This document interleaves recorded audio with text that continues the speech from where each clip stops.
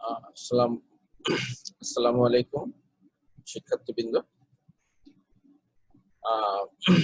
স্বাগতম তোমাদেরকে পঞ্চম ক্লাসে।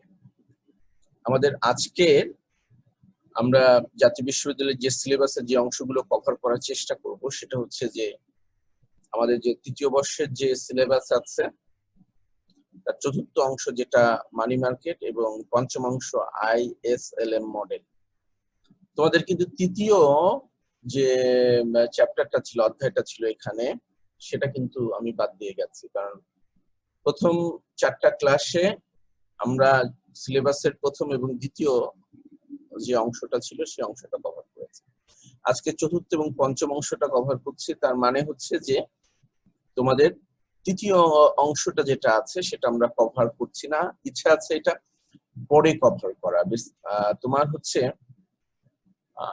এই যে আমি সামগ্রিক ভারসাম্য নিয়ে কথা বলছি, আমার ইচ্ছা হচ্ছে এই ধারণাটা তোমাদেরকে খুব ভালো মতো বুঝিয়ে দিয়ে এই সামগ্রিক ভারসাম্যর ক্ষেত্রে সামগ্রিক চাহিদার যে অংশগুলো আছে, তৃতীয় অধ্যায় যেটা ছিল সেটা হচ্ছে ভোগ এবং বিনিয়োগ সংক্রান্ত কিছু ধারণা। আবার এই মানি মার্কেটের মধ্যেও মানি ডিমান্ডেরও কিছু তত্ত্ব আছে, যেটাও আমি এখানে আলোচনা করছি না। ইচ্ছা আছে এই বিষয়গুলো শেষে, এই আলোচনাটা যে সামগ্রিক ভারসাম্যের যে আলোচনাটা আমি করছি সেটা শেষে তোমাদেরকে আবার ওই অংশগুলোকে বুঝিয়ে দিব। আবার তৃতীয় চ্যাপ্টারটা ধরবো এবং আবার চতুর্থ চ্যাপ্টারটা আবার একটু করে ধরবো।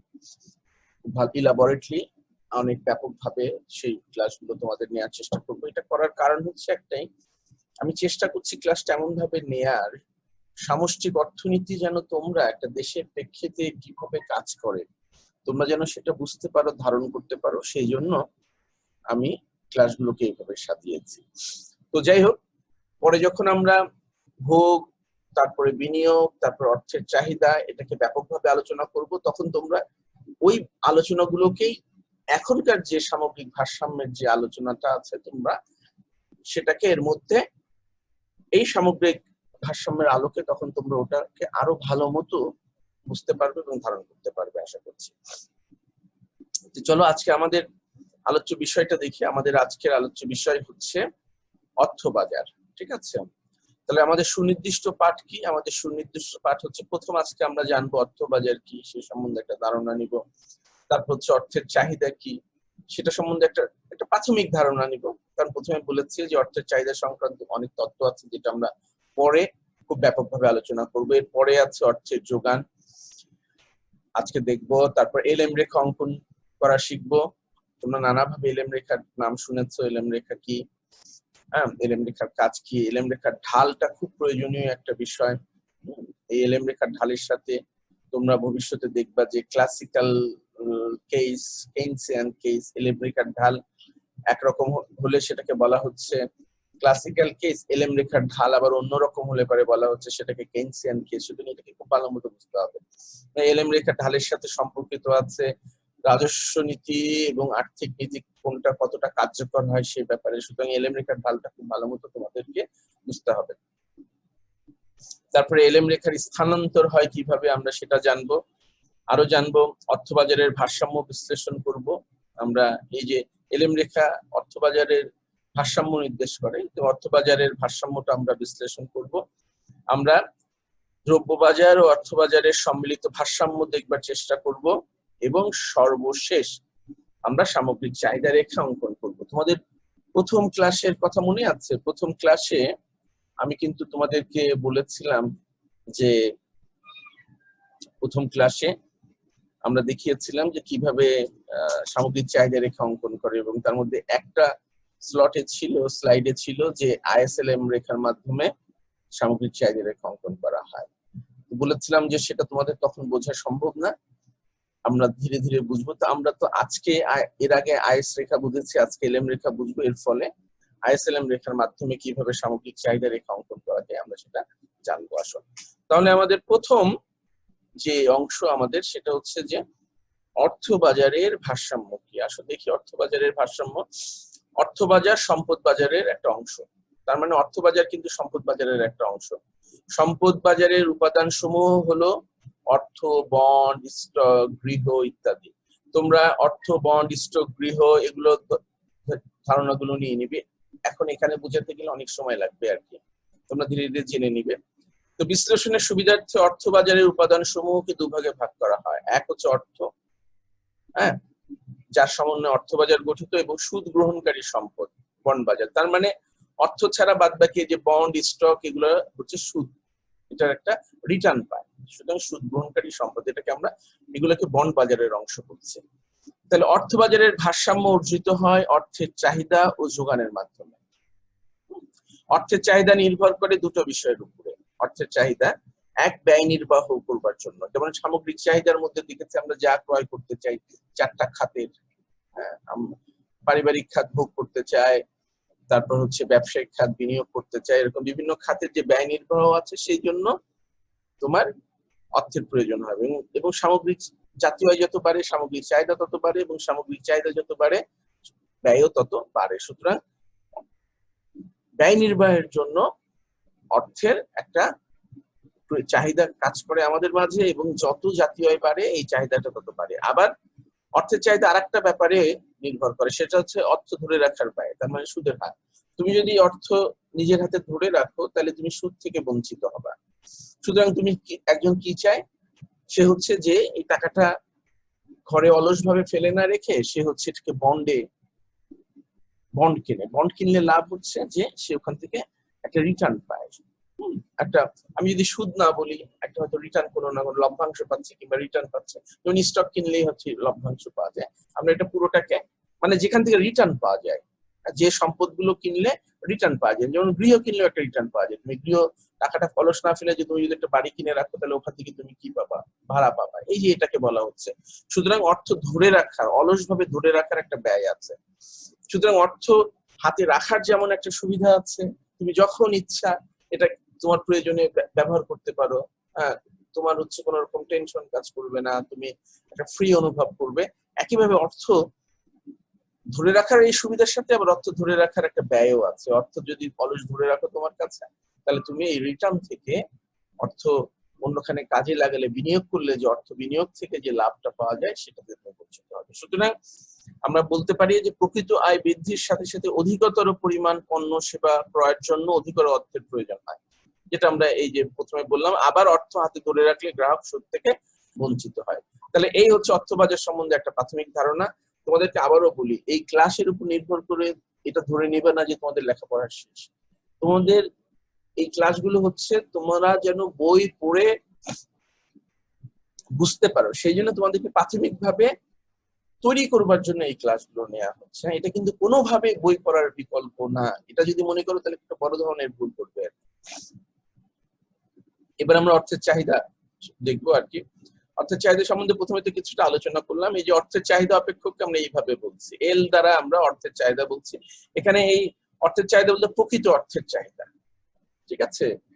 তার মানে হচ্ছে প্রকৃত অর্থের চাহিদা বলতে আমি বুঝাচ্ছি যে তোমার এই এল দিয়ে কি পরিমাণ দ্রব্য ক্রয় করতে পারবে, সেটা হচ্ছে প্রকৃত অর্থের চাহিদা।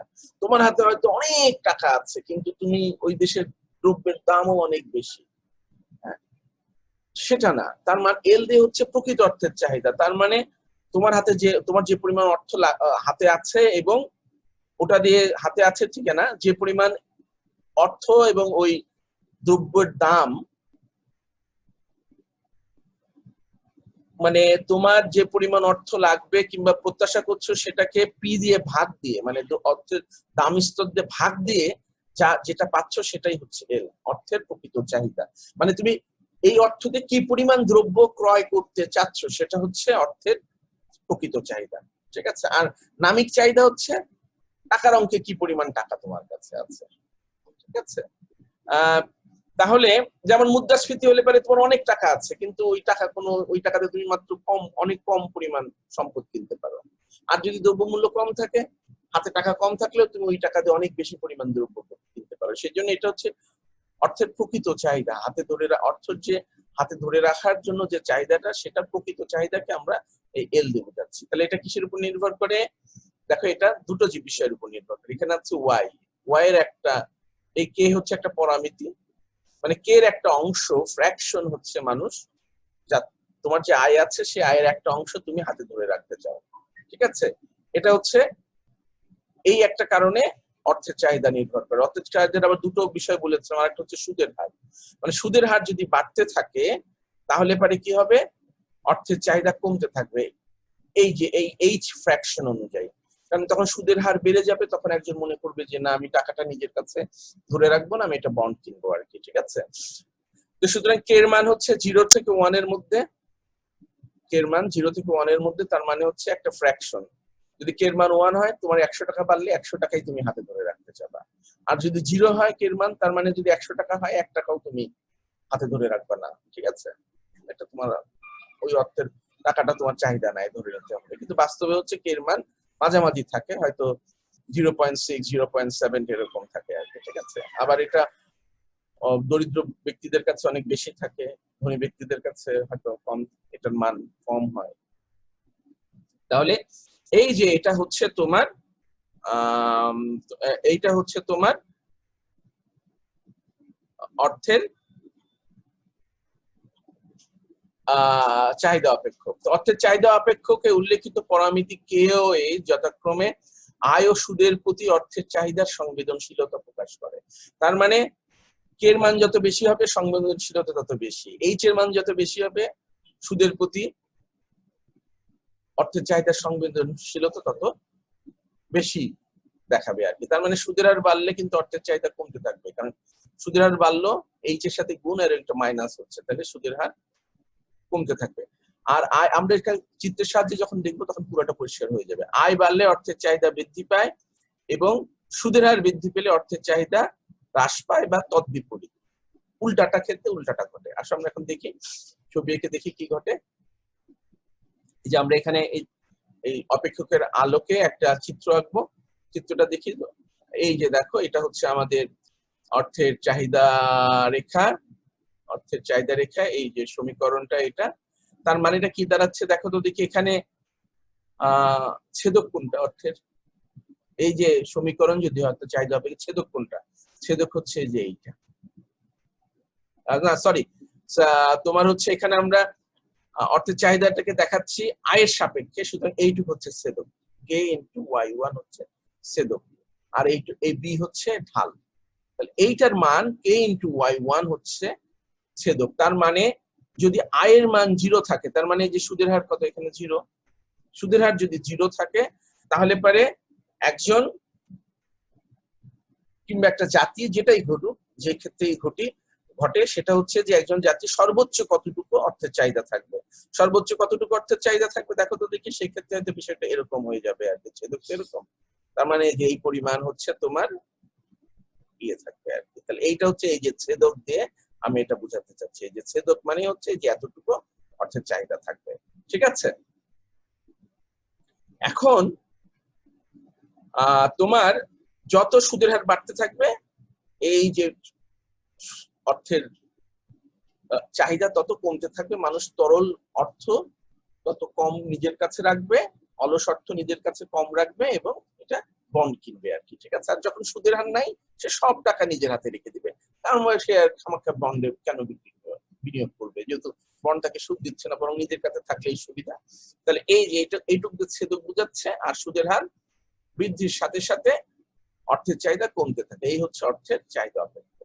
এবং আর একটা কথা বলে রাখি, যদি তুমি বলতে পারো যদি আয় বাড়ে তাহলে কি হবে, আয় বাড়লে চাহিদা রেখা ডান দিকে শিফট করবে, আর যদি আয় কমে যায় তাহলে চাহিদা রেখা বাঁ দিকে শিফট করবে। আমরা চাহিদা তোমার হচ্ছে চাহিদা রেখে দেখে এসছি না ব্যষ্টিক অর্থনীতিতে, ব্যষ্টিক অর্থনীতির চাহিদা রেখা কেমন ছিল বলো তো দেখি। এই যে ব্যষ্টিক অর্থের চাহিদা রেখা এরকম ছিল না, এই যে এটা হচ্ছে চাহিদা রেখা, এখানে যদি দাম থাকতো, এই তাহলে দাম হ্রাস পেলে চাহিদা বাড়ে, আর দাম বৃদ্ধি পেলে চাহিদা হ্রাস পায়। কিন্তু কোনো কারণে যদি তোমার আয় বাড়ে কিংবা হচ্ছে সিজন পরিবর্তনের কারণে কি ঘটে, একই দামে তখন চাহিদা বৃদ্ধি পায়, এটা কিন্তু এই যে এটাকে আমরা বলছি কি চাহিদার হ্রাস বৃদ্ধি, তাই না? এই বিষয়টাই যদি এইখানে তোমার এই যে যদি তোমার এইখানে ওয়াই এর পরিমাণ যদি বৃদ্ধি পায়, তাহলে একইভাবে চাহিদা রেখা ডান দিকে শিফট করবে, আর ওয়াই এর পরিমাণ হ্রাস পেলে বাঁ দিকে শিফট করবে, ফলে ছেদকের মানের পরিবর্তন হবে। তো যাই হোক, আমরা এখন পরের স্লাইডে যাব। পরের স্লাইড হচ্ছে, এই যে এখানে আমরা দেখিয়েছি যে নতুন যদি ইয়ে ঘটে, তোমার চাহিদা রেখা, নতুন একটা চাহিদা রেখা কিভাবে পেলাম, এই যে আয়ের পরিবর্তনের ফলে এখানে y1 থেকে y2 হলো, তাহলে সুদের হার কিন্তু একই সুদের হারে নতুন আমরা একটা চাহিদা রেখা পেয়েছি, কারণ আয় বৃদ্ধি পেলে চাহিদা রেখা ডান দিকে শিফট করলো। এই যে এইটুকু ছেদকের মান বেড়ে গেল আর কি, যেহেতু y2 গ্রেটার দেন y1, তার ফলে নতুন ছেদকের মান হবে শিফট করলো, কিন্তু রেখার ঢাল কিন্তু সেমই আছে, যে বি বি, হ্যাঁ ঢাল একই ঢাল আছে, ঠিক আছে। এই যে দেখো বি এবং এ বি ঢাল একই। তাহলে এই যে এইটুক চেঞ্জ হলো, এইটুক চেঞ্জ কেন ঘটলো? এই ডেল ওয়াইটা কি, y2 মাইনাস y1, এটুকুকে আমরা ডেল ওয়াই বুঝাচ্ছি, y2 মাইনাস y1। তাহলে এর একটা ফ্র্যাকশন হচ্ছে চাহিদা হাতে ধরে রাখতে চাবে, তার মানে পুরাটা যতটুকু বাড়লো, y1 থেকে y2 যদি মনে করো 1000 হয়, কথার কথা পার্থক্য, y1 যদি 1000 টাকা হয় আর y2 যদি 2000 টাকা হয়, তাহলে ডেল ওয়াই কত হবে? ডেল ওয়াই হচ্ছে 2000 মাইনাস 1000, কত? 1000। তাহলে 1000 এর একটা ফ্র্যাকশন, সে ফ্র্যাকশনটা কি? কে। কে এর মান যদি 0.8 হয়, তাহলে এইটুক সমান সমান কতটুকু হবে? এইটুক সমান সমান হবে হলো গিয়া 800 টাকা আর কি, ঠিক আছে। এবার আমরা অর্থের যোগানটা দেখব। অর্থের যোগান অপেক্ষকে বলা হচ্ছে এই যে অর্থের যোগান অপেক্ষক।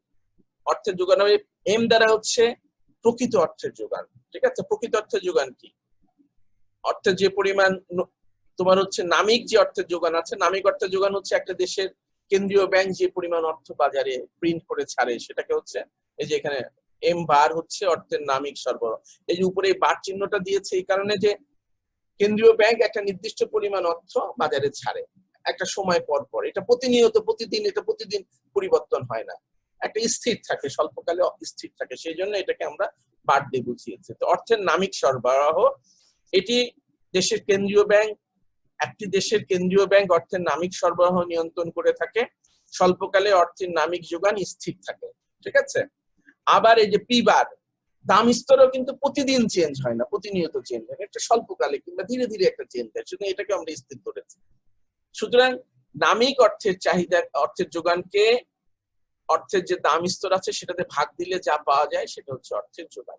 তার মানে হচ্ছে সেই যে অর্থের চাহিদা বলছিলাম, প্রকৃত অর্থের চাহিদা, এখানে প্রকৃত অর্থের যোগান বোঝাচ্ছে। তার মানে হচ্ছে একটা দেশে যে পরিমাণ অর্থের প্রচলিত আছে, ছাপিয়েছে, সেই অর্থটা দিয়ে অ্যাকচুয়ালি সেইটাতে কি পরিমাণ দ্রব্য পাওয়া যেতে পারে সেটাকে বোঝানোর জন্য যে পরিমাণ অর্থ বাজারে ছাপানো হয়েছে, বাজারে আছে ছাপা প্রিন্টেড অর্থ বাজারে ঘুরে বেড়াচ্ছে, হাত বদল হচ্ছে, সেটাতে কি পরিমাণ দ্রব্য অ্যাকচুয়ালি কেনা যায়, সেটাকেই দ্বারাই আমরা, সেটাকে হচ্ছে আমরা প্রকৃত অর্থের যোগান বলছি। সেটা পেলাম কিভাবে? M bar divided by P bar. M bar হচ্ছে সেই পরিমাণ যেটাকে আমরা নামিক অর্থের সরবরাহ বলছি, আর পি বার হচ্ছে দাম স্তর। আচ্ছা, তো চলো এবার আমরা হচ্ছে অর্থের যোগান রেখাটাকে একটু বোঝার চেষ্টা করি। এই যে এটা হচ্ছে অর্থের যোগান রেখা। অর্থের যোগান রেখা মানে দেখো, সুদের হার বাড়লে কমলে অর্থের যোগানের কোনো চেঞ্জ হয় না, কারণ সরকার সুদের হারের উপর নির্ভর করে অর্থের যোগানকে রাজবৃদ্ধি করে না। সরকার অর্থের যোগানকে রাজবৃদ্ধি করে সরকার যে আর্থিক নীতি আছে সেই আর্থিক নীতির অংশ হিসাবে অর্থের যোগান রাজবৃদ্ধি করে। অর্থের যোগান যদি বৃদ্ধি পায় তাহলে ডানে শিফট করবে, অর্থের যোগান যদি হ্রাস পায় বাঁয়ে শিফট করবে। তাহলে অর্থের যোগান রেখে এখানে দেখো M bar divided by MP. তাহলে অর্থের যোগান কেন ডানে শিফট করতে পারে বলো তো দেখি? দুটো কারণে পারে। এক, যদি এম বারের পরিমাণ বেড়ে যায় তাহলে ডানে শিফট করবে, অথবা এম বারের পরিমাণ যদি কমে যায় তাহলে বাঁয়ে শিফট করবে, কারণ নিচেরটা স্থির। অথবা কোনো কারণে যদি পি বারের মান হ্রাস পায়, মানে দাম স্তর কমে গেল, তখন প্রকৃত অর্থের সরবরাহ কিন্তু বেড়ে যাবে, কারণ উপরেরটা নামিক অর্থের সরবরাহ ঠিক আছে কিন্তু দাম স্তর কমে গেল, তখন কি হবে? প্রকৃত অর্থের চাহিদা বেড়ে যাবে, তখন এটা ডানে শিফট করবে। তুমি মনে করো তোমার কাছে 100 টাকা আছে, আর তুমি আর একটা কোকের দাম 10 টাকা, তুমি তাহলে 100 টাকাতে কয়টা কোক খেতে পারো? 10টা। কিন্তু কোনো কারণে যদি কোকের দাম কমে 5 টাকা হয়, তোমার হাতে ওই 100 টাকাই আছে, তাহলে কি হবে? প্রকৃত অর্থের সরবরাহ তোমার কাছে বেড়ে যাবে না? তখন তুমি ওই 100 টাকা দিয়ে এখন কয়টা, এখন তুমি 20টা কোক খেতে পারবা আর কি, 5 টাকা দিয়ে ভাগ দাও, যদি 5 টাকা হয়ে যায়। তাহলে এরকম যে ওই সরবরাহ, প্রকৃত সরবরাহ বেড়ে যাচ্ছে, কারণ ওই টাকাটা দিয়ে বেশি পরিমাণ অর্থ ক্রয় বিক্রয় সম্ভব। যাই হোক, আমরা এবার এলএম রেখা আঁকবো। আসো এলএম রেখা আঁকছি। এলএম রেখা এই যে এখানটাতে অর্থের চাহিদা ও যোগান দেখাবো, এবং এইখানে হচ্ছে আমরা কি করব, সুদের হারের সাপেক্ষে, এদিকে সুদের হার, এদিকে আয়। আয়েস রেখা কি কিন্তু মনে আছে যে আয়েস রেখা কি? একটা সুদের হারে সামগ্রিক চাহিদা এবং যোগান যখন সমান হচ্ছে সেটাকে আমরা আয়েস রেখা বলেছি। আয়েস রেখার প্রতিটা বিন্দুতে একটা নির্দিষ্ট সুদের হারে সামগ্রিক চাহিদা এবং সামগ্রিক যোগান সমান। সামগ্রিক চাহিদা এবং সামগ্রিক যোগান মানেই হচ্ছে আয়, আয় আয় ছিল আর কি, ঠিক আছে? সামগ্রিক যোগান মানেই হচ্ছে আয়। কিংবা আয় স্তরের সাপেক্ষে সুদের হার এবং আয় স্তরের সাপেক্ষে আয়েস রেখার উপরে প্রতিটি বিন্দুতে সামগ্রিক চাহিদা এবং সামগ্রিক যোগানকে সমান দেখাতো। একইভাবে আমরা এলএম রেখাকে দেখব যে একটা সুদের হারে এবং একটা দেশের আয় স্তরের সাপেক্ষে অর্থের চাহিদা এবং যোগান সমান হবে। কিভাবে দেখি আসো। তো প্রথমে আমরা অর্থের যোগানটাকে এঁকে নিলাম, কারণ অর্থের যোগান স্থির, এটা কেন্দ্রীয় ব্যাংক দ্বারা নিয়ন্ত্রিত হয়। এবং আমরা ওই দেশের যে জাতীয় আয় আছে, আমরা এর আগে যে চাহিদা রেখা, অর্থের চাহিদা রেখা এঁকেছি, আমরা সেই চাহিদা রেখাটা আঁকি। আসো দেখি। চাহিদা রেখা যদি আঁকি, তাহলে এই যে চাহিদা রেখা L1 বলেছে চাহিদা রেখাটা, এখানে ভিতরে Y1 দেখাচ্ছে এই কারণে যে তোমার Y1টা স্থির, আর আয়ের সাপেক্ষে অর্থের চাহিদা বাড়বে কমবে। আয় বাড়লে অর্থের চাহিদা কমবে, আর আয় মানে সুদের হার, আর সুদের হার কমলে অর্থের চাহিদা বাড়বে। সুদের হার বলতে ছোট হাতের ছোট আয় দিয়ে দেখানো হয়। আর এই যে E1, এইখানে কি হচ্ছে? ভারসাম্য আসছে। ভারসাম্য কি হচ্ছে? যে অর্থের যোগান আর এইটুকু হচ্ছে অর্থের চাহিদাতে। ভারসাম্য বিন্দুতে অর্থের যোগান এবং অর্থের চাহিদা সমান হয়। তাহলে আমরা এবার এইখান থেকে একটা কি করব, তাহলে এই যে ভারসাম্য বিন্দু, ইতে কি ঘটছে দেখো তো, এই ই বিন্দুতে কি ঘটছে? সুদের হার কত? এই বিন্দুতে সুদের হার হচ্ছে I1, এবং আয়ের স্তর কত? আয়ের স্তর Y1। Y1টা এটা গিভেন দেয়া আছে, ঠিক আছে? এটা স্বয়ংভূত অংশ আর কি। এই রেখার ঢালের অংশ না ওয়াইটা হচ্ছে স্বয়ংভূত ছেদক হবে, যে এটা যখন দেখবে এটার অংশ। তাহলে এই Y1 সাপেক্ষে, Y1টিকে গিভেন ধরে নিয়ে আছে, প্রদত্ত আছে। তাহলে এই Y1 সাপেক্ষে আয় বাড়লে অর্থের চাহিদা হ্রাস পায়, এবং সুদের হার আয় কমলে, মানে সুদের হার কমলে অর্থের চাহিদা বৃদ্ধি পায়। আর ভারসাম্য আসে কোথায়? এই বিন্দুতে, ঠিক আছে? তাহলে দেখি কি ঘটে। তাহলে এই বিন্দু বরাবর গেলাম, আমরা এখানে এলএম রেখা আঁকবো। এই যে I1 হলো, এবং এই Y1 কে আমরা এখানে Y1 বললাম। তোমরা বলতে পারো Y1 এখানে কেন, এখানে হলো না কেন? এখানে হলো না, একই কথা, তুমি চাইলে এখানে Y1 দিতে পারতে, কোনো সমস্যা নেই। আমরা জাস্ট বুঝার সুবিধার জন্য Y1 সম্বন্ধে এটা ধরে নিলাম। তাহলে এই যে E1 পেলাম, এই E1 সমান সমান এই E1। তাহলে এই E1 এ কি ছিল? সুদের হার I1 এবং আয় স্তর Y1। এই যে দেখো এখানে সুদের হার E1 কি নির্দেশ করছে? সুদের হার I1, আয় স্তর Y1। আচ্ছা, এরপরে কোনো কারণে যদি আয় স্তর বেড়ে যায়, হ্যাঁ, আয় স্তর যদি বেড়ে যায়, তাহলে কি ঘটবে? নতুন আর একটা চাহিদা রেখা পাবো, অর্থের চাহিদা রেখা, যে এখানে Y2, এখানে Y1 ছিল। এই চাহিদা রেখাতে আয় স্তর বেড়ে গেছে, যে কোনো কারণেই হোক বেড়ে গেছে ধরে নিলাম। বেড়ে যাওয়ার একটা কারণ এটা হতে পারে, আমরা আয়েস রেখাতে দেখেছি দ্রব্য বাজারে সামগ্রিক চাহিদা বৃদ্ধি পেলে কি হয়? আয় স্তর বৃদ্ধি পায়। তাহলে আয় স্তর যদি বৃদ্ধি পায়, তাহলে পরে এই যে নতুন আয় স্তরে কি হলো? এটা নতুন ভারসাম্য আসলো, ঠিক আছে? তো নতুন ভারসাম্যের বিষয়টা কি? নতুন ভারসাম্যে সুদের হার I2 হলো, যেমন দাম স্তর, আয় স্তরও বাড়লো, সুদের হারও বাড়লো ভারসাম্যের জন্য, যেহেতু অর্থের যোগান স্থির আছে, ঠিক আছে? এই যে অর্থের চাহিদা সংক্রান্ত বিষয় আছে, যে কেন অর্থের চাহিদা বাড়ে, অর্থের বিভিন্ন কম্পোনেন্ট আছে, এটা আমরা অর্থের চাহিদা সংক্রান্ত যখন পুরো বিষয়টা খুব ভালো মতো পড়বো, তখন এটা পুরো ধারণা তোমাদের পরিষ্কার হবে। এখন শুধু জেনে রাখো যে অন্যান্য পণ্যের মতো যোগান স্থির আছে, আর যদি চাহিদা রেখা একই সুদের হারে যদি চাহিদা বেড়ে যায়, তাহলে কি ঘটলো, ডান দিকে শিফট করলে নতুন একটা ভারসাম্য অর্জিত হলো এটা। তাহলে এই E2 তে কি আছে, ভারসাম্য অর্থবাজারে কথায় ভারসাম্য আসলো, সুদের হার বাইরে I2 হলো এবং I স্তর তো Y2 আর কি, ঠিক আছে। অ্যাকচুয়ালি Y2 এর কারণেই এই চাহিদা, অর্থের চাহিদাকে ডান দিকে শিফট করেছিল, কিন্তু একই সুদের হারে যেহেতু অর্থের যোগান স্থির, ফলে উচ্চতর সুদের হারে ভারসাম্য আসলো I2 তে। তাহলে আমরা এবারে এখানটাতে দেখি কি ঘটে, এই যে I2 এবং Y2 হচ্ছে নতুন I স্তর, যেহেতু Y2 Y1 এর চেয়ে বেশি, সুতরাং এই যে Y2 অবশ্যই Y1 এর ডানে থাকবে। একই রকম ভাবে তোমরা Y2 এখানে না দিয়ে এখানে আঁকতে পারতে, এখানে আঁকতে পারতে, কিছু যায় আসে না, আমি এখানে এঁকেছি আমার সুবিধার জন্য। এবার E2 এই E2 কে নির্দেশ করছে। এবার E1 E2 যদি যোগ করি, যোগ করে যে রেখাটা পেলাম, এই রেখাটাই হচ্ছে তোমার LM রেখা, এবং LM রেখার এটা হচ্ছে সমীকরণ, LM রেখার সমীকরণ I সমান সমান K/H * Y - 1/H। কিভাবে পেলাম, এই যে এখান থেকে পেলাম। এই আইটাকে যদি এদিকে নিয়ে আসো, ঠিক আছে, এদিকে নিয়ে আসো, এটাকে সমীকরণ করে নিয়েই ডান এদিক ওদিক করে নিয়ে আয়ের মানটা পাওয়া গেছে। আই এদিকে নিয়ে আসলা, এটাকে এদিকে নিয়ে গেলা, এদিকে চলে আসার কারণে প্লাস হবে, এটা এদিকে নিয়ে যাওয়ার কারণে মাইনাস হবে, এই যে মাইনাস হচ্ছে।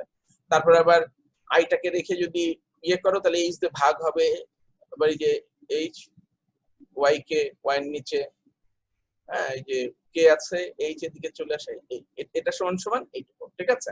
তাহলে এইটুকু খুব ভালো মতো খেয়াল করো, এটা হচ্ছে LM রেখার সমীকরণ, যেটা আমরা এই ভারসাম্য অবস্থার, অর্থবাজারের ভারসাম্য অবস্থায় যোগান এবং অর্থের যোগান এবং ভারসাম্য অবস্থায় অর্থের যোগান এবং অর্থের চাহিদা, এইখান থেকে আমরা এই LM রেখার এই সমীকরণটা পেয়েছি। কেন সমীকরণ পেয়েছি, কারণ হচ্ছে LM রেখার উপর প্রতিটা বিন্দুতে অর্থবাজারের ভারসাম্য নির্দেশ করে। যেমন এখানে অর্থবাজারের ভারসাম্য আছে, অর্থের যোগান সমান সমান অর্থের চাহিদা সমান হলে অর্থবাজারের ভারসাম্য অর্জিত হয়। সুতরাং এইখান থেকে আমরা এইটা পেয়েছি, LM রেখা অপেক্ষক পেয়েছি, ফলে LM রেখার উপরে প্রতিটা বিন্দুতে অর্থবাজারের ভারসাম্য নির্দেশ করছে। এবং এখানে দেখো পরামিতি কয়টা আছে, দুটো পরামিতি আছে, একটা হচ্ছে কে এবং একটা হচ্ছে এইচ। এই দুটো পরামিতি সম্পর্কে একটু ভালো ধারণা তোমরা রাখো, স্পষ্ট ধারণা। এই কারণে স্পষ্ট ধারণাটা রাখবে, সেটা হলো গিয়ে তোমার কে এর মান বাড়লে কি হয়, কে এর মান বাড়লে অর্থের চাহিদা কে এর মান যত বাড়বে এই রেখাটা তত ডানে শিফট করতো, ঠিক আছে। কে এর মান বাড়লে এই রেখাটা ডানে শিফট করবে, আর কে এর মান হ্রাস হলে, এই যে এখান থেকে এখানে গেল, কে এর মান যদি আরো বৃদ্ধি পেত তাহলে এটা আরো ডানে শিফট করতো, কে এর মান যদি হ্রাস পেত আরো। আবার এইচটা কি, আয়ের প্রতি সুদের হারের প্রতি সংবেদনশীলতা, সুদের হার বাড়লে কমলে অর্থের চাহিদা কি পরিমাণ বাড়বে কমবে, এইচ এর মান যত বেশি হবে সংবেদনশীলতা তত বেশি হবে, ঠিক আছে। এইচ এর মান যত বাড়বে এই রেখাটা তত বেশি খাড়া হবে। তো যাই হোক, এইখান থেকে আমরা এই যে LM রেখার পেয়েছি। তাহলে LM রেখার ক্ষেত্রে একটু বলে নিই, এখানে L আর Y এবং এটাকে I, তাহলে এখানে ঢাল কোনটা, LM রেখার ঢাল কোনটা, এই যে এইটুকু হচ্ছে LM রেখার ঢাল দেখাচ্ছে K/H। আর LM রেখার ছেদক কোনটা, LM রেখার ছেদক দেখাচ্ছে এই অংশটা।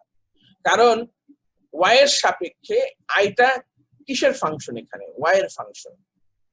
এখানে পরিবর্তনশীল চলক হচ্ছে Y, এই যে Y পরিবর্তনশীল, Y এর পরিবর্তনের কারণে আয়ের যেটুকু পরিবর্তন হবে সেটা হচ্ছে এই যে এই রেখার ঢালের মাধ্যমে দেখানো হয়। এবং সুদের হারের সাথে যা সম্পর্কিত না, যতটুকু মানে সুদের হারের সাথে এই রেখার LM রেখার যেটা সম্পর্কিত না, সেটুকু হচ্ছে এইটুকু তাহলে ছেদক দেখাচ্ছে। এটা হচ্ছে যে কোনো সরল রেখার সাধারণ বৈশিষ্ট্য, একটু বোঝার চেষ্টা করতে হবে, ঠিক আছে। তাহলে ওকে, আসো আমরা এবার পরের ধাপে যাই, LM রেখার ঢাল নিয়ে আলোচনা করব। আসো LM রেখার ঢাল, এর আগে কিছুটা তো তোমাদেরকে বুঝিয়েছি। LM রেখার অপেক্ষক কি বললাম এর আগে, ফিগারে দেখো এই যে এটা LM রেখার অপেক্ষক বুঝিয়েছে। এখানে কে হচ্ছে আয়ের প্রতি অর্থের সংবেদনশীলতা আলোচনা করেছে, এবং এইচ হচ্ছে সুদের প্রতি অর্থের সংবেদনশীলতা। তার মানে H 0 হলে, এবং এখানে আমরা একটা জিনিস ধরে রাখবো, H এর মান যদি 0 হয় তাহলে কি ঘটবে বলতো, 0 দিয়ে কোনো কিছুকে ভাগ দিলে কি হয়, জিরো দিয়ে কোনো কিছুকে ভাগ দিলে অসীম হয়, ঠিক আছে, একেবারে অসীম হয়ে যায়, তখন সেই রেখাটা কি হবে, এলএম রেখা খাড়া হয়ে যাবে আর কি। যখন মান ইনফিনিটি হয়ে যায়, তখন ইনফিনিটি হয়ে গেলে এটার মান জিরো হয়ে যায় যদি এইচ এর মান জিরো। মনে করো যে সুদের হার বাড়লে, সুদের হার বাড়া কমার সাথে অর্থের চাহিদার কোনো সম্পর্ক যদি না হয়, এটা কখনোই ঘটে না, কিন্তু যদি ঘটে আর কি ধরে নেই, তাহলে পরে কি ঘটবে, এই মানটা জিরো দিয়ে কোনো কিছুকে ভাগ দিলে, কে ইনটু ওয়াই কে ভাগ দিলে অসীম হয়ে যাবে। আর তাহলে সেক্ষেত্রে এলএম রেখার ঢাল, এটা যদি এলএম রেখার অপেক্ষক, এলএম রেখার সমীকরণ দেখাচ্ছে, এলএম রেখার ঢাল খাড়া হবে, এবং যখন এলএম রেখার ঢাল খাড়া হয় তখন আমরা সেটাকে বলি ক্লাসিক্যাল কেস, আমরা ছবিতে দেখব। আবার এই যদি এইচ এর মান যদি ইনফিনিটি হয়, হ্যাঁ মানে অসীম হয়, এইচ এর মান অসীম, তাহলে অসীম কোনো কিছু দিয়ে যদি এটাকে ভাগ দিই, তাহলে এটার মান কি হয়ে যাবে, টেন্ডস টু জিরো হয়ে যাবে। যখন অসীম দিয়ে এই উপরে কোনো কিছু মানকে ভাগ করি, তখন সেটা জিরো হয়ে যায়, তাহলে পুরো মানটা কি হয়ে যাবে, জিরো হয়ে যাবে আর কি, ঠিক আছে। তাহলে তখন জিরো হয়ে যাওয়া মানে এলএম রেখার ঢাল শূন্য হবে বা ভূমি অক্ষের সমান্তরাল হবে। এই যে আমরা এখানে একে দেখছি, এই যে দেখো এইটা হচ্ছে এই কেস, এই যে এইচ এর মান শূন্য হলে এলএম রেখা অসীম হয়, যে ক্লাসিক্যাল কেস। আবার এইচ এর মান যদি ইনফিনিটি হয়, এই যে কেইনসিয়ান কেস, ঢাল রেখা শূন্য হয়। আর সাধারণভাবে এলএম রেখার ঢাল হয় এরকম, যে এইচ এর মান একটা শূন্য থেকে একের মাঝামাঝি কিছু একটা থাকে, কিংবা শূন্য থেকে মাঝামাঝি না, তোমার হচ্ছে এইচ এর মান কিছু একটা থাকে আর কি, যে কি পরিমাণ বাড়বে কমবে, এর ফলে বা মাঝামাঝি না, যে কোনো মান অসীম, শূন্য থেকে অসীমের মধ্যে মাঝামাঝি কোনো একটা মান, সেই মানের কারণে এই যে এই রেখাটার একটা ঢাল থাকবে, ঢালটা এরকম হয়। তখন এরকম না হয় তুমি যদি বলতে পারো এরকমও হতে পারতো, এইরকমও হতে পারতো, অথবা এইরকমও হতে পারতো, এটা নির্ভর করে আর কি, ঠিক আছে। যে তাহলে পরে আমরা এখানে যেটা জানলাম সেটা হচ্ছে যে তোমার এই যে এলএম রেখার ঢাল, এলএম রেখার ঢালটা খুব ইম্পর্টেন্ট, এটা কোথা থেকে পেলাম তোমরা একটু বুঝে নিতে হবে, ঠিক আছে। এলএম রেখার ঢাল, ঠিক আছে, এলএম রেখার ঢালটা দেখো, এই যে এটা হচ্ছে ভারসাম্য অবস্থায় অর্থের যোগান এবং একটা অর্থের চাহিদা, এই সমীকরণটাকে আমরা নতুন করে সাজিয়ে এই যে এলএম রেখার সমীকরণ পেয়েছি। যোগান এবং চাহিদা দুটোকেই নিয়ে আসছি, কারণ হচ্ছে ভারসাম্য অবস্থায় অর্থের চাহিদা এবং যোগান সমান থাকে, এলএম রেখার উপরেও প্রতিটা বিন্দুতে অর্থের চাহিদা এবং যোগান সমান থাকে, ঠিক আছে।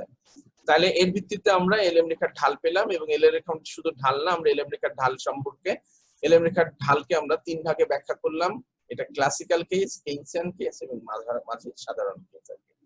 এইবার হচ্ছে আমরা এলএম রেখার স্থানান্তর নিয়ে আলোচনা করব, এটাও কিন্তু খুব প্রয়োজনীয় একটা ধারণা।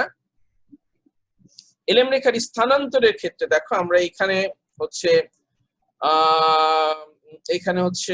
অর্থের চাহিদা যোগান দেখাবো, এবং এখানে হচ্ছে আমরা এলএম রেখা দেখাবো, এবং এখানে যথারীতি আমরা অর্থের চাহিদা এবং সুদের হারে অর্থের চাহিদা এবং যোগান দেখাবো। এর আগে যেটা দেখিয়েছি অর্থের চাহিদা এবং অর্থের যোগানের প্রেক্ষিতে এলএম রেখা আঁকা হচ্ছে এই প্যানেলে, কিন্তু এইখানে আমরা কিভাবে কি কারণে অর্থের এলএম রেখাটা শিফট করে, স্থানান্তর হয়, আমরা সেটা জানবো, এটাও খুব প্রয়োজনীয়। কারণ এর পরের ক্লাসে, ষষ্ঠ ক্লাসে আমরা রাজস্ব নীতি এবং আর্থিক নীতি এ দুটো নিয়ে আলোচনা করব, খুব প্রয়োজনীয় কনসেপ্ট কিন্তু রাজস্ব নীতি এবং আর্থিক নীতি। সামষ্টিক অর্থনীতি যে আমরা পড়ছি, এটার মূল কারণ হচ্ছে আমরা সামষ্টিক অর্থনীতি এবং আর্থিক নীতি এবং রাজস্ব নীতি নিয়ে আমরা পড়ালেখা করব, আমরা জানবো।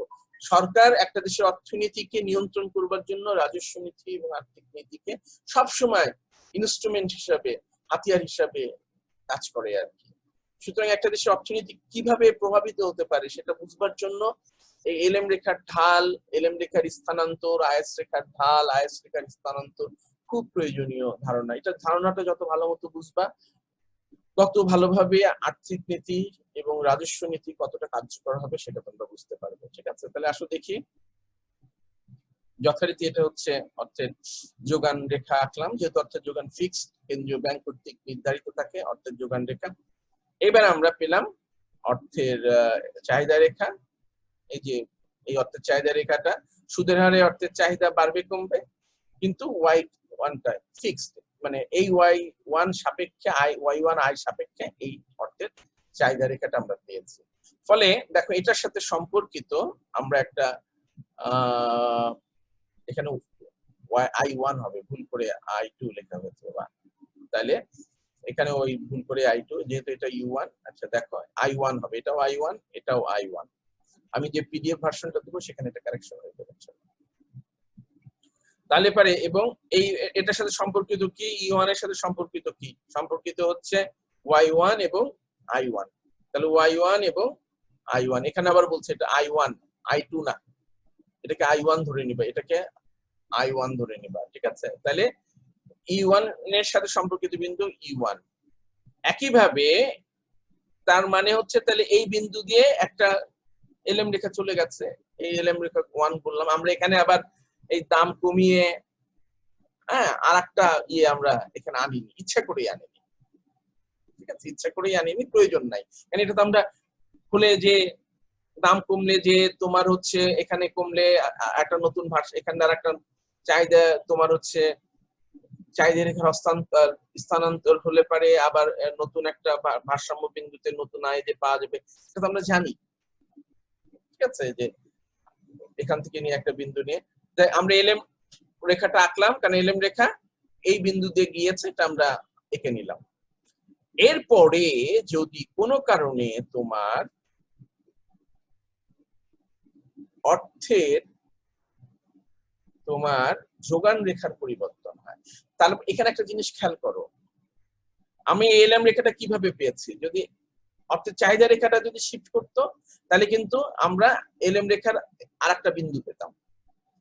যতবার এল রেখাটা অর্থের চাহিদা রেখা শিফট করতো, শিফট করার মানে হচ্ছে এক একটা আয় এক এক রকম হলে পারে এই অর্থের চাহিদা রেখা শিফট করতো।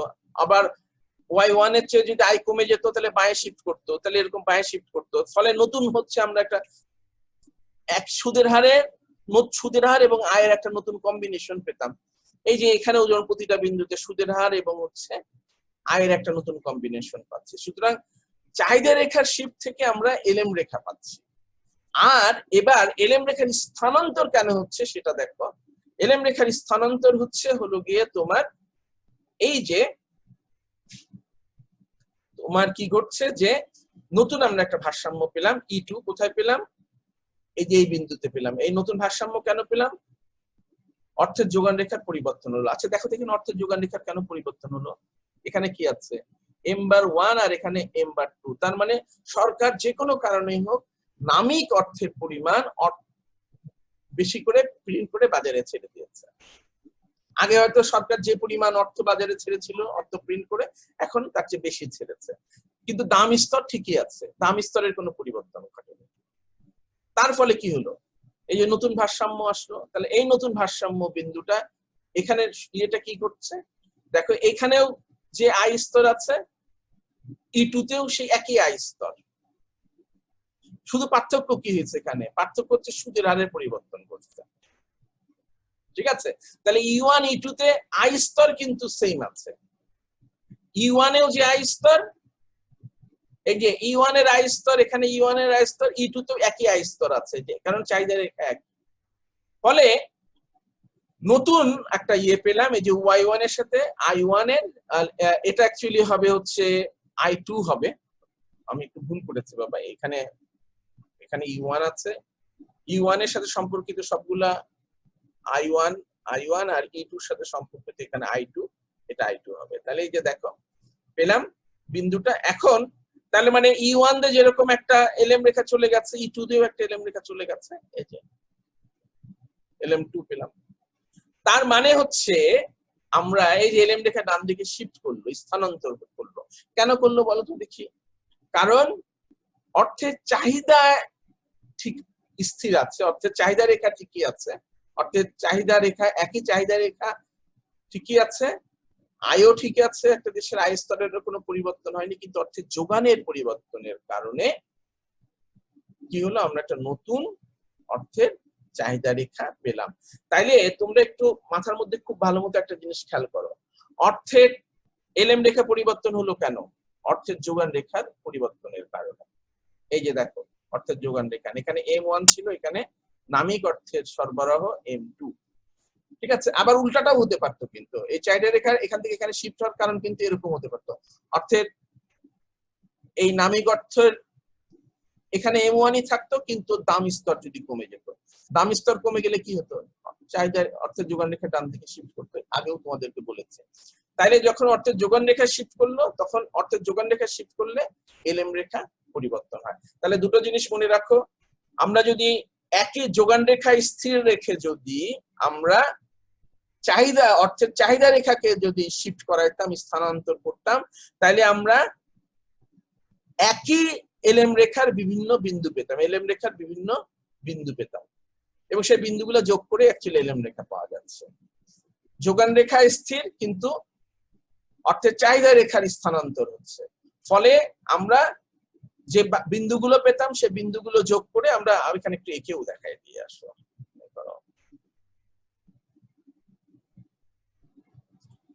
এই যে সরি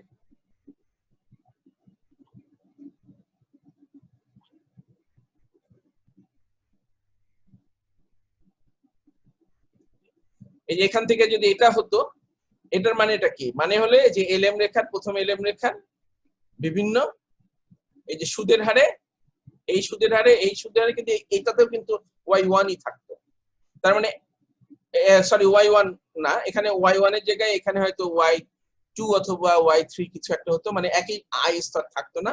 তাহলে এই সুদের হারে নতুন আই স্তর হতো, একই সুদের হারে এখানে হলে কি হতো? এইখান থেকে যদি এখানে হলো এটা এটা আই স্তর, আর নতুন ভারসাম্য এখানে আসতো, আলাদা সুদের হার আলাদা আই স্তর, ফলে এই যে এলএম রেখার প্রতিটা বিন্দুতে কি হয়, এক একটা আই স্তর, এই বিন্দুতে দেখাচ্ছে এই সুদের হার এই আই স্তর, এই বিন্দুতে দেখাবে একটা এই সুদের হার এই আই স্তর।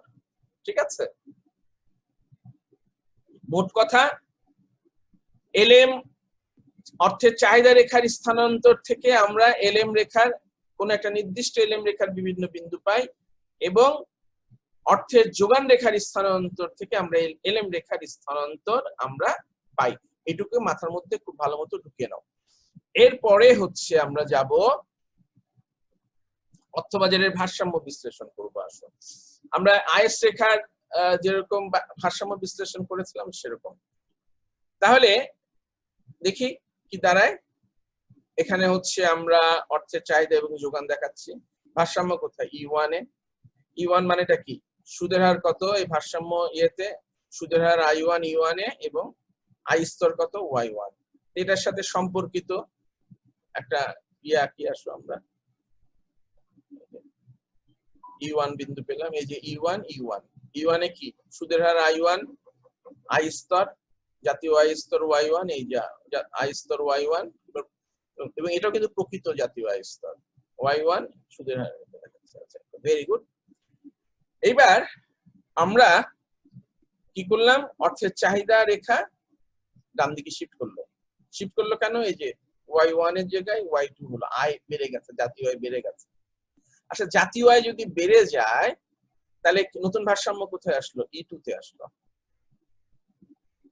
ঠিক আছে, যেহেতু এবং E2 তে আসলো, নতুন ভারসাম্য আসলো, তাইলে কি দাঁড়ালো? যেহেতু অর্থের চাহিদা রেখা শিফট হলো, আই স্তর বাড়লো, সুতরাং ভারসাম্য আসবে, নতুন একটা সুদের হারে একটা ভারসাম্য আসবে। তাহলে নতুন সুদের হার দেখা যাক, এই যে এখানটাতে নতুন সুদের হার Y2, আই স্তর Y2, সুদের হার I2। তাহলে এই যে সুদের হার I2 এবং নতুন আই স্তর Y2 Y1 এর চেয়ে বেশি না কম? বেশি। এই যে ফলে এটা Y2 হলে এই যে যোগ করে যথারীতি আমরা এই যে একটা এলএম রেখা আঁকলাম, যেটা আগের স্লাইডে বারবার বলছিলাম যে চাহিদা রেখার স্থানান্তরের কারণে এলএম রেখা শিফট হয়, সরি এলএম রেখা তৈরি হয়, বিভিন্ন বিন্দু পাওয়া যায়, এই যে পেলাম। এইবার আরেকটা জিনিস আমরা এবার একটু খেয়াল করবো। আসো তো E4 বিন্দুটাকে E4 বিন্দুটা কি? I1 সুদের হারে E4 বিন্দুটা কি দেখাচ্ছে দেখো তো দেখি। I1 সুদের হারে অর্থের যোগান কতটুকু? অর্থের যোগান হচ্ছে I1 সুদের হারে অর্থের যোগান হচ্ছে তোমার এই পরিমাণ অর্থের যোগান, কিন্তু অর্থের চাহিদা কতটুকু দেখাচ্ছে? অর্থের চাহিদা তোমার দেখাচ্ছে হচ্ছে এই পরিমাণ অর্থের চাহিদা E4। তার মানে E4 বিন্দুটা কি দেখাচ্ছে? E4 বিন্দুটাতে বলা হচ্ছে E4 বিন্দু যদি হয় অর্থের যোগান হচ্ছে এই যে সবুজ এটাতে দেখাচ্ছে, কারণ অর্থের যোগান স্থির আছে। হ্যাঁ, I1 সুদের হারে এবং এটা যদি অর্থের চাহিদা রেখা হয়, এই অর্থের চাহিদা রেখা হলো Y2 এর কারণে, জাতীয় আয় Y2 হয়েছে বলে জাতীয় আয় হচ্ছে Y2। তার মানে সুদের হার Y1 এবং জাতীয় আয় যদি হয় Y2 কিংবা আয় স্তর যদি হয় Y2, তাহলে সেই ক্ষেত্রে অর্থের চাহিদা দেখাচ্ছে হচ্ছে এই যে হলুদ রেখা দিয়ে এইটুকু অর্থের চাহিদা দেখাচ্ছে, কিন্তু অর্থের যোগান হচ্ছে মাত্র এতটুকু স্থির আছে, কারণ অর্থের স্থির। তার ফলে মানে এই জায়গাটায় এই E4 এ কি হচ্ছে? অর্থের চাহিদা বেশি অর্থের যোগানের চেয়ে, excess demand of money. Same ঘটনাটা আমরা এবার এখানে দেখবো আসলে। তো এই যে দেখো, তাহলে এইটুকু হচ্ছে অর্থের চাহিদা বেশি অর্থের যোগানের চেয়ে, যে এতটুকু এতটুকু অর্থের চাহিদা বেশি অর্থের যোগানের চেয়ে। এই E4 সমান সমান এইটা। কেন এইটা? E4 এ জাতীয় আয়ের স্তর কি Y2, সুদের হার কি Y1, এই যে দেখো Y2 আর I1, Y2 এবং সুদের হার I1 এই E4। তার মানে এইখানে কি দেখানো হচ্ছে? এইখানে হচ্ছে এক্সেস ডিমান্ড ফর মানি, এই অংশটা। তার মানে এলএম রেখার নিচে, বেসিক্যালি এলএম রেখার নিচে প্রত্যেকটা বিন্দুতে এক্সেস ডিমান্ড ফর মানি দেখাবে। আবার আসো এই যদি E3 বিন্দুতে এখানে কি দেখাচ্ছে? E3 বিন্দু যদি আমরা নিই, E3 বিন্দুতে তোমাদেরকে আবার একটু বলি, E3 বিন্দু যদি নেওয়া হয়, E3 বিন্দুতে দেখানো হচ্ছে E3 বিন্দুতে ভারসাম্যটা কি? সুদের হার কত? I2। আর আই স্তর কি? এই চাহিদা রেখা দেখাচ্ছে, অর্থের এই চাহিদা রেখা দেখাচ্ছে, আই স্তর হচ্ছে Y1। তাহলে Y1 আই স্তর এবং সুদের হার I2 এখানে এখানে আসতেছে। ভারসাম্য হচ্ছে বলা হচ্ছে E3 বিন্দু দেখাচ্ছে সুদের হার I2 এবং আই স্তর Y1। তাহলে এইখানে অর্থের চাহিদা কতটুকু? অর্থের চাহিদা হচ্ছে এই যে এতটুকু। অর্থের চাহিদা হচ্ছে তোমার এই যে এই পরিমাণ অর্থের চাহিদা। আর অর্থের যোগান কতটুকু? অর্থের যোগান তো স্থির আছে, যে এইটুকু অর্থের যোগান। তাহলে কি হলো? যদি ই বিন্দুটা কি শো করছে? E4 বিন্দুটা E3 বিন্দুটা শো করছে যে E3 বিন্দুতে অর্থের চাহিদার চেয়ে অর্থের যোগান বেশি, কারণ এখানে অর্থের যোগান এই যে এতটুকু, ঠিক আছে? অর্থের যোগান হচ্ছে এই যে এতটুকু অর্থের যোগান এতটুকু, কিন্তু অর্থের চাহিদা এতটুকু। অর্থের চাহিদা এতটুকু কিভাবে টের পেলাম? আমি যে অর্থের চাহিদা রেখা দিয়ে বোঝাচ্ছি, I2 সুদের হারে অর্থের চাহিদা এতটুকু যখন আই স্তর Y1 হয়, তাহলে এখানে কি হচ্ছে? অর্থের যোগান বেশি। তাহলে E3 বিন্দুতে, E3 বিন্দু কোনটা? E3 বিন্দু কি শো করছে? I2 এবং Y1। আচ্ছা, ওকে, আমরা এটা ক্লিয়ার করলাম। তাহলে দেখি তো, তাহলে এইটুকু হচ্ছে অর্থের যোগান বেশি, ঠিক আছে? তাহলে এই যে E3 সমান সমান এই E3 এবং এখানে এক্সেস সাপ্লাই অফ মানি। আমরা যেরকম আইএস কার্ভেরটা দেখেছিলাম, এক্সেস ডিমান্ড ফর মানি এবং এক্সেস ডিমান্ড অফ গুডস এবং এক্সেস সাপ্লাই অফ গুডস। তোমরা আবার ওটা দেখে নিবে, আগের ক্লাসটাতে 4 নম্বর ক্লাসটা আবার দেখে নিবে, খুব প্রয়োজনীয়।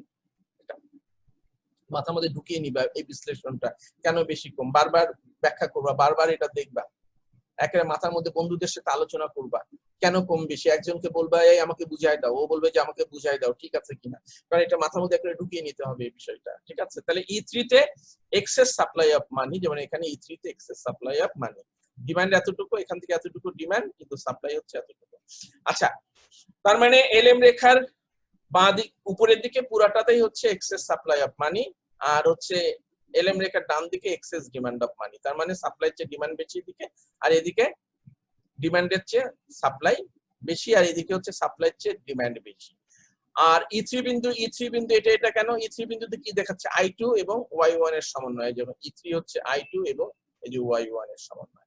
তাহলে LM রেখার উপরের দিকে এক্সেস সাপ্লাই অফ মানি এবং LM রেখার নিচের দিকে এক্সেস ডিমান্ড অফ মানি। আমরা এবার পরের স্লাইডে চলে যাব, আমাদের ক্লাস অনেক বড় হয়ে যাচ্ছে, এত বড় ক্লাস অ্যাকচুয়ালি মনোযোগ রাখাও কঠিন। দ্রব্যবাজারের অর্থবাজার সম্মিলিত ভারসাম্য আমরা এখন একটু আঁকবো। দেখো এটা হচ্ছে অর্থের LM রেখা, এটা হচ্ছে IS রেখা। তাহলে পারে কি ঘটছে, তোমার ই বিন্দুতে ভারসাম্য আসলো, ঠিক আছে? ই বিন্দুতে ভারসাম্য আসলে, কারণ এখানে ছেদ করেছে ভারসাম্য সুতরাং এটা হচ্ছে ভারসাম্য I স্তর।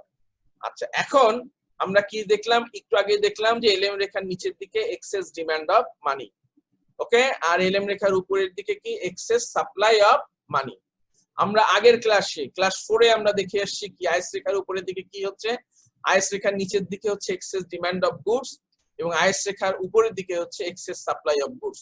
কেন, এর ব্যাখ্যাটা যদি এখন বুঝতে না পারো, আবার ওই আগের ক্লাসটাতে যাও, ক্লাস 5 নম্বর ক্লাস যেটা নিয়েছি, পঞ্চম ক্লাস, সেই ক্লাসটা দিয়ে শেষের দিকে যে দেখে নাও যে IS রেখার উপরের দিকে কেন সব এক্সেস সাপ্লাই অফ গুডস এবং IS রেখার নিচের দিকে কেন এক্সেস ডিমান্ড অফ গুডস, ঠিক আছে? এই যে কিন্তু এইবার মনে করো চারটা আমরা পাচ্ছি, সেগমেন্ট পাচ্ছি, দেখো অংশ, এই যে এই সেগমেন্টে কি হচ্ছে, এই সেগমেন্টে হচ্ছে এক্সেস সাপ্লাই অফ মানি এবং এক্সেস সাপ্লাই অফ গুডস। তার মানে এই সেগমেন্টে যদি কোনো বিন্দু, যেমন এই বিন্দুটা আছে, এটা ক্ষেত্রে কি হচ্ছে, প্রত্যেকটা ক্ষেত্রেই হচ্ছে সাপ্লাইও বেশি, মানে ভারসাম্য নাই, excess supply of money, excess demand of মানি।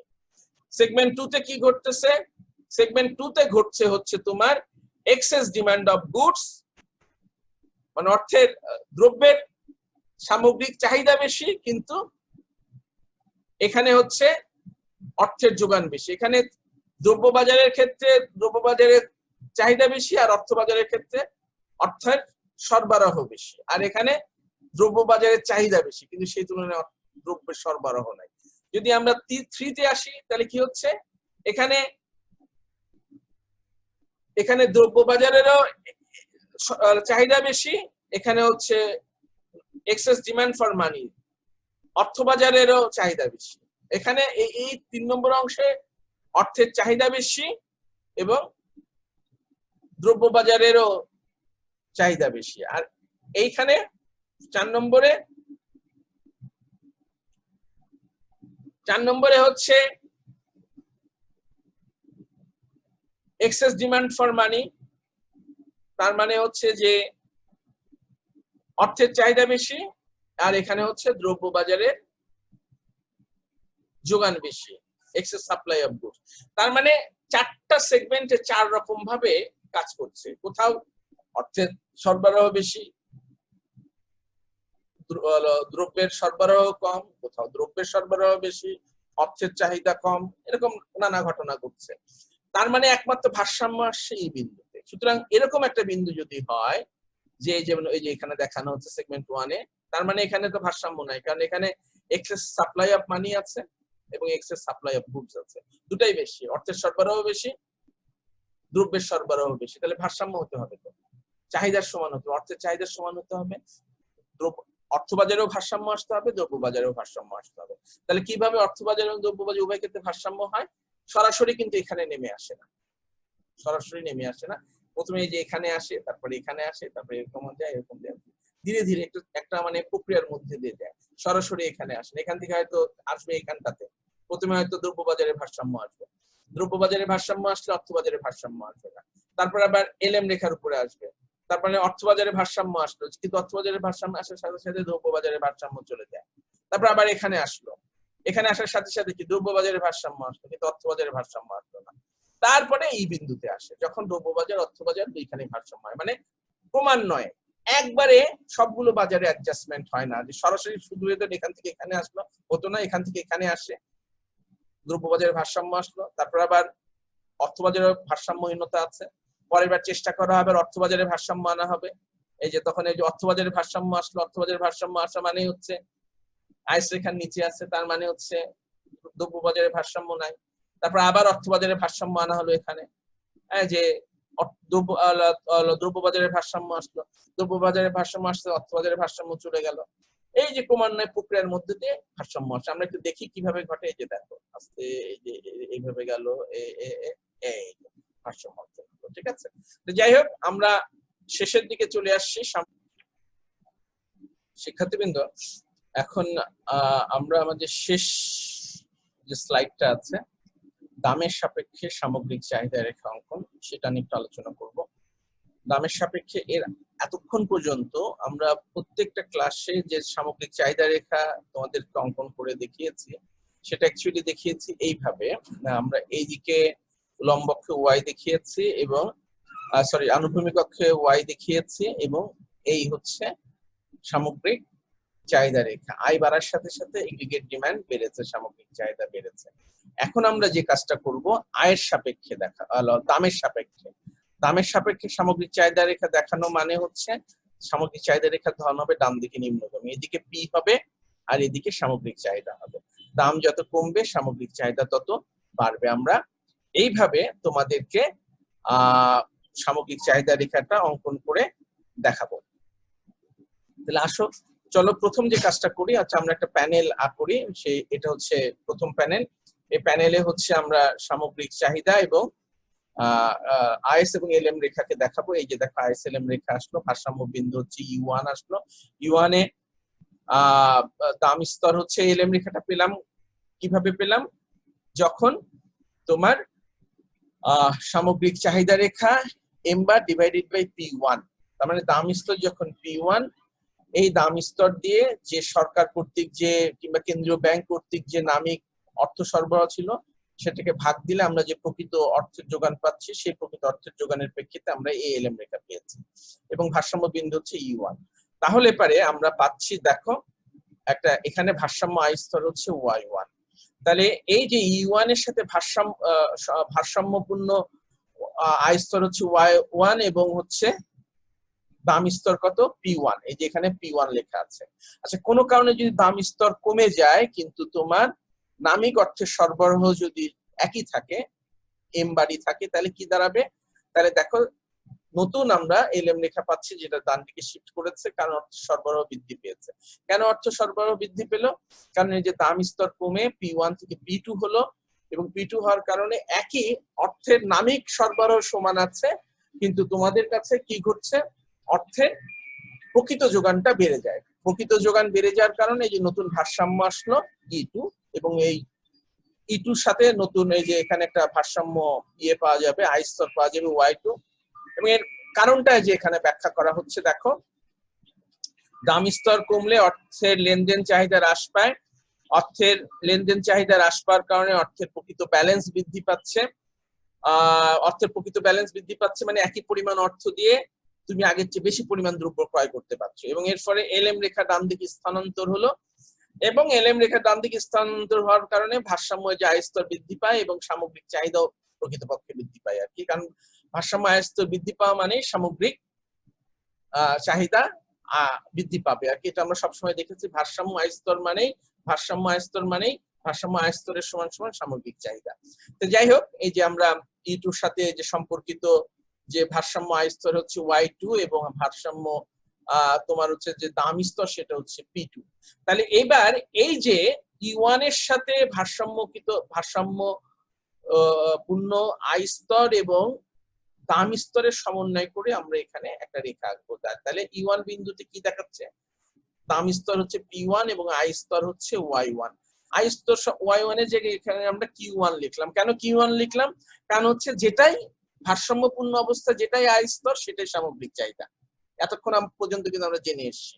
এবং ই2 এর সাথে সম্পর্কিত দাম স্তর কোনটা? পি2, এবং আই স্তর হচ্ছে ওয়াই2। ওয়াই2 এর জায়গায় আমরা কিউ2 লিখলাম, কারণ যেটাই আই স্তর সেটাই হচ্ছে চাহিদা, ভারসাম্যপূর্ণ সামগ্রিক চাহিদা। সুতরাং ই1 এবং ই2 যোগ করে আমরা যে রেখা পেলাম, এটাই হচ্ছে দামের সাপেক্ষে সামগ্রিক চাহিদা রেখা। একটা বিষয় তোমরা একটু জেনে রাখো, আমরা এতক্ষণ যে সামগ্রিক চাহিদা রেখাটা এঁকেছিলাম আয়ের সাপেক্ষে সামগ্রিক চাহিদা রেখা, সেটা তো ডান দিকে ঊর্ধ্বগামী ছিল, আর এটা হচ্ছে আয়ের সাপেক্ষে যখন সামগ্রিক চাহিদা রেখা আঁকি সেটা ডান দিকে ঊর্ধ্বগামী ছিল। আর এই চাহিদা রেখাটা আয়ের সাপেক্ষে ডান দিকে নিম্নগামী। দুটো সামগ্রিক চাহিদার মধ্যে পার্থক্য আছে, পার্থক্যটা হচ্ছে এই, আয়ের সাপেক্ষে অঙ্কিত সামগ্রিক চাহিদা রেখায় শুধুমাত্র একটি বিন্দুতে দ্রব্য বাজারের ভারসাম্য অর্জিত হয়। যেমন এই যে শুধুমাত্র একটি বিন্দুতে, কোন বিন্দুতে আবার একটু তোমাদেরকে একে দেখাই চলো, কোন বিন্দুতে, এই যে আমরা কি দেখেছি, এটা যদি সামগ্রিক চাহিদা রেখা হতো তাহলে সামগ্রিক চাহিদা রেখার প্রত্যেকটা বিন্দুতে কিন্তু ভারসাম্য ছিল না, শুধুমাত্র 45 ডিগ্রি রেখা যে বিন্দুতে ছেদ করতে, যে এই বিন্দুটাতে ছেদ করতো তোমার, এই বিন্দুটাতে হচ্ছে ভারসাম্য পূর্ণ ছিল, সরি আমরা ইয়েতে গেলাম, এই বিন্দুটাতে ভারসাম্য অর্জিত হতো। ঠিক আছে, কিন্তু এখন আমরা যে সামগ্রিক চাহিদাটা অঙ্কন করলাম, এই সামগ্রিক চাহিদা রেখার প্রতিটা বিন্দুতেই কিন্তু অর্থবাজার এবং দ্রব্য বাজারের ভারসাম্য আছে। কেন আছে? কারণ অর্থবাজার এবং দ্রব্য বাজারের ভারসাম্যের ভিত্তিতেই আমরা এই এগ্রিগেট চাহিদা রেখাটা অঙ্কন করেছি। তার মানে E1 বিন্দুতে কি আছে? দ্রব্য বাজারেরও ভারসাম্য আছে, অর্থবাজারেরও ভারসাম্য আছে। E2 বিন্দুতে কি আছে? এখানে যেহেতু LM রেখা এবং IS রেখা ছেদ করেছে, সুতরাং এখানে দ্রব্য বাজারেও ভারসাম্য আছে, অর্থ বাজারেও ভারসাম্য আছে। কারণ আইএস রেখার প্রতিটা বিন্দুতে দ্রব্য বাজারের ভারসাম্য নির্দেশ করে, এলএম রেখার প্রতিটা বিন্দুতে অর্থ বাজারের ভারসাম্য নির্দেশ করে। সুতরাং দামের সাপেক্ষে আমরা যে চাহিদা রেখা পাচ্ছি, সামগ্রিক চাহিদা রেখা পাচ্ছি, সেই সামগ্রিক চাহিদা রেখার প্রতিটা বিন্দুতে দ্রব্য বাজার এবং অর্থ বাজারের ভারসাম্য নির্দেশ করছে। তাহলে শিক্ষার্থীবৃন্দ, আজকের ক্লাসটা অনেক বড় হয়ে গেল, তো যাই হোক, আমরা চলো আজকে মতো খোদা হাফেজ। পরের ক্লাসে আমরা ফিসকাল রাজস্ব নীতি এবং হচ্ছে আর্থিক নীতি এবং এর কার্যকারিতা নিয়ে আলোচনা করব। খুব গুরুত্বপূর্ণ ক্লাস, তোমরা অবশ্যই ক্লাসটা দেখবে। ধন্যবাদ।